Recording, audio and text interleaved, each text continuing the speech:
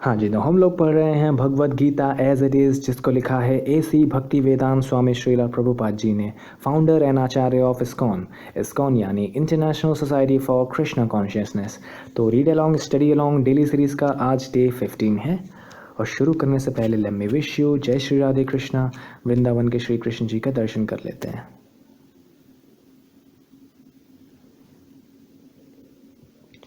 हाँ जी, तो हम लोग चैप्टर 1 पढ़ रहे हैं, अध्याय 1 कुरुक्षेत्र के युद्ध स्थल में सैन्य निरीक्षण।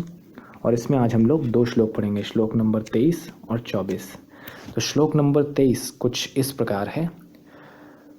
योत्स्यमाना न वेक्षेहम य एते त्रिसमागताः धार्तराष्ट्रस्य दुर्बुद्धिर युद्धे प्रयचिकीर्षवाः। इसका अर्थ है, मुझे उन लोगों को देखने दीजिए जो यहाँ पर धृतराष्ट्र के दुर्बुद्धि पुत्र दुर्योधन को प्रसन्न करने की इच्छा से लड़ने के लिए आए हुए हैं। इसका तात्पर्य, यह सर्वविदित था, मतलब वेल नोन था कि दुर्योधन अपने पिता धृतराष्ट्र की साठगांठ मतलब मिलीभगत से पापपूर्ण योजनाएं बनाकर पांडवों के राज्य को हड़पना चाहता था। अतः जिन समस्त लोगों ने दुर्योधन का पक्ष ग्रहण किया था वे उसी के समान धर्मा रहे होंगे। अर्जुन युद्ध प्रारंभ होने के पूर्व यह तो जान ही लेना चाहता था कि कौन कौन से लोग आए हुए हैं, किंतु उनके समक्ष समझौता का प्रस्ताव रखने की उसकी कोई योजना नहीं थी। यह भी तथ्य था कि वह उनकी शक्ति का, जिसका उसे सामना करना था, अनुमान लगाने की दृष्टि से उन्हें देखना चाह रहा था। यद्यपि उसे अपनी विजय का विश्वास था, क्योंकि कृष्ण उसकी बगल में विराजमान थे, उसके रथ पर विराजमान थे। अगला श्लोक है श्लोक नंबर 24, जो कि कुछ इस प्रकार है। संजय उवाच एव मुक्तो हृषीकेशो गुडाकेशेन भारत सेनयोरुभयोर्मध्ये स्थापयित्वा रथोत्तमम्। इसका अर्थ है, संजय ने कहा, हे भरतवंशी, अर्जुन द्वारा इस प्रकार संबोधित किए जाने पर भगवान श्री कृष्ण ने दोनों दलों के बीच में उस उत्तम रथ को लाकर खड़ा कर दिया। इसका तात्पर्य है, इस श्लोक में अर्जुन को गुड़ाकेश कहा गया है। गुड़ाका का अर्थ है नींद, और जो नींद को जीत लेता है वह गुड़ाकेश है। नींद का अर्थ अज्ञान भी है।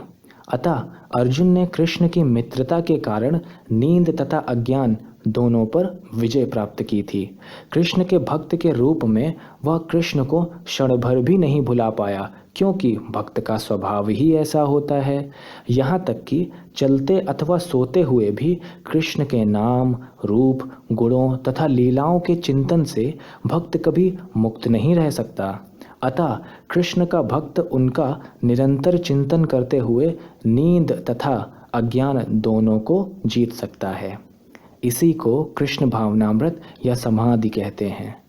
अगर श्रील प्रभुपाद जी होते तो इस लाइन को इंग्लिश में ऐसे कहते, this consciousness is Krishna consciousness, क्योंकि कृष्णा कॉन्शियसनेस का जो हिंदी मतलब है वो कृष्ण भावनामृत है। तो आगे पढ़ते हैं। प्रत्येक जीव की इंद्रियों तथा मन के निर्देशक अर्थात ऋषिकेश के रूप में कृष्ण अर्जुन के मंतव्य को समझ गए कि वह क्यों सेनाओं के मध्य में रथ को खड़ा करवाना चाहता है। अतः उन्होंने वैसा ही किया और फिर वे इस प्रकार बोले।